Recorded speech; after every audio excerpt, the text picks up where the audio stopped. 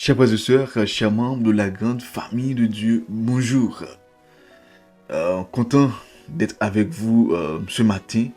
Question d'étudier ensemble la leçon de l'école du sabbat. C'est que cette semaine, nous étudions la leçon numéro 11 qui a pour titre « Vive avec le Christ ». Et le verset de mémoire se trouve dans Colossiens chapitre 3, le verset 14, et nous lisons. Mais par-dessus toutes ces choses, revêtez-vous de la charité qui est le lien de la perfection. Mes frères et sœurs, dans ce verset, il y a pas mal de choses à dire. Mais avant d'entrer au cœur même de la leçon, prions le Seigneur. Immortel roi des cieux, nos âmes te bénissent, nos âmes te louent pour les multiples bienfaits que nous sommes en train de jouir de ta part. En cette présente minute, Seigneur, nous allons étudier ta sainte parole. Que tu sois avec nous, Seigneur, qu'il en soit ainsi, au nom de Jésus, qui vit et qui règne au siècle des siècles. Amen. Faisons ensemble une étude approfondie sur le verset de mémoire. Mais par-dessus toutes ces choses, revêtez-vous de la charité, qui est le lien de la perfection. Avant de faire cette étude, voyons ce verset dans 3 versions. On va le voir dans la version Louis II. Deuxièmement, on va le voir dans la version Darby. Et en troisième lieu, on va le voir dans la version Bible du Semeur. Le second nous dit, mais par-dessus toutes ces choses, revêtez-vous de la charité qui est le lien de la perfection. La version Darby nous dit, et par-dessus toutes ces choses, revêtez-vous de l'amour qui est le lien de la perfection. Tandis que Bible Semeur nous dit, et par-dessus tout cela, revêtez-vous de l'amour qui est le lien par excellence. Faisons une petite observation. Darby et Semeur utilisent le mot amour, tandis que le second utilise charité, qui est une ancienne manière de traduire l'amour chrétien, qui est l'amour qui vient de Dieu. C'est que, mes frères et sœurs, le texte continue pour dire le lien de la perfection. Qu'est-ce que cela veut dire? Le lien de la perfection. C'est que l'expression le lien de la perfection est très profonde. Pour bien la comprendre, il faut regarder le contexte même de ce chapitre. C'est que dans Épître aux Colossiens, mes frères et sœurs, surtout dans le chapitre 3, l'apôtre Paul parle des qualités que les croyants doivent porter dans leur vie comme un vêtement. Ok? Juste avant le verset 14, il mentionne la compassion, la bonté, l'humilité, la douceur, la patience, le pardon, et j'en passe. Ensuite, il dit, par-dessus toutes ces choses, revêtez-vous de l'amour. Mais maintenant, pourquoi Paul utilise le mot lien? Le mot lien signifie ce qui attache ou unit. L'idée est que l'amour relie toutes les autres vertus entre elles. C'est que sans amour, la bonté peut devenir froide. Sans l'amour, la patience peut devenir forcée. Sans l'amour, le pardon peut devenir superficiel. Mais l'amour unit tout et donne leur vraie valeur aux autres qualités. Oui.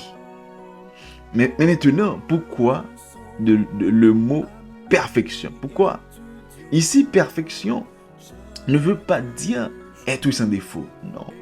C'est que dans la Bible, cela signifie souvent maturité spirituelle ou encore complétude.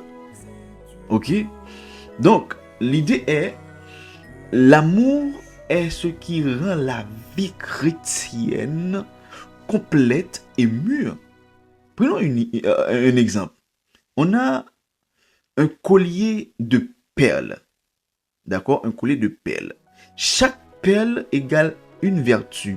Par exemple, patience, bonté, pardon, etc. Le fil qui tient toutes les perles égale l'amour. C'est ça. Mais maintenant, vivre avec Christ. Comment comprendre ça?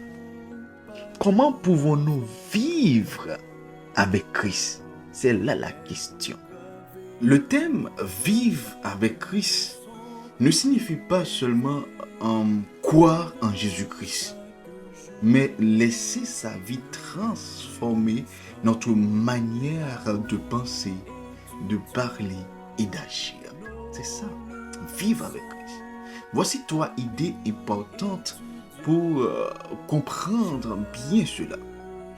La première idée, c'est avoir une nouvelle vie en Christ. Dans Colossiens 3, verset 1er, Paul dit que les croyants sont ressuscités avec Christ. Cela veut dire que l'ancienne manière de vivre doit être abandonnée. Okay? Une nouvelle manière de vivre commence. Donc, vivre avec Christ, c'est orienter sa vie vers les choses de Dieu et non seulement vers les choses terrestres. Deuxième idée, c'est abandonner l'ancienne nature. Dans Colossiens 3, verset 5 et les versets suivants, Paul parle de choses que le chrétien doit laisser, à savoir la colère, la méchanceté, le mensonge et encore les mauvaises pensées, etc. C'est que l'image utilisée est celle d'enlever de vieux vêtements. Autrement dit, c'est vivre avec Christ. Vivre avec Christ implique un changement réel de caractère. Troisième idée, c'est revêtir de qualité de Christ. Ensuite, Paul dit que le croyant doit se revêtir de nouvelles qualités. Comme dans Colossiens, chapitre 3, verset 12, si je ne m'abuse pas, c'est compassion, bonté, humilité, douceur, patience, etc. Et finalement, il arrive au verset central, qui est le verset 14, où il dit que l'amour est le lien qui unit toutes ces vertus. Donc, mes frères et sœurs, vivre avec Christ signifie développer le caractère de Christ. C'est ça, vivre avec Christ. Passons maintenant à la leçon de ce aujourd'hui. L'auteur du guide commence cette partie avec une question. Quelle est la question? Lisez Colossiens chapitre 3, les versets 1 à 4. Quelle est la condition nécessaire pour que nous ayons l'esprit tourné vers les choses célestes? Qu'en pensez-vous? Mes frères et sœurs, pour répondre à cette question, il faut lire d'abord Colossiens 3, versets 1 à 4, où Paul écrit: si donc vous êtes ressuscités avec Christ, cherchez les choses d'en haut, où Christ est assis à la droite de Dieu. Affectionnez-vous aux choses d'en haut et non à celles qui sont sur la terre. Et non à celles qui sont sur la terre. La condition nécessaire selon Paul, c'est que la condition que Paul mentionne est d'être ressuscité avec Christ. C'est que cela signifie que la personne a accepté Jésus-Christ dans sa vie, abandonné son ancienne manière de vivre et commencer une vie nouvelle avec Christ.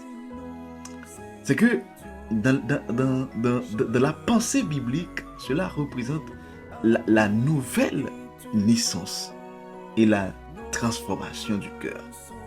C'est ça, dans la pensée biblique. Deuxième chose, chercher les choses d'en haut. Paul dit ensuite deux choses. 1. Cherchez les choses d'en haut. 2. Affectionnez-vous aux choses d'en haut. Cela veut dire que la personne doit orienter ses pensées vers Dieu. Chercher constamment la volonté de Dieu. Vivre selon les valeurs du royaume de Dieu. C'est ça. Ou encore, autrement dit, la direction de la vie change. Pourquoi cela est possible?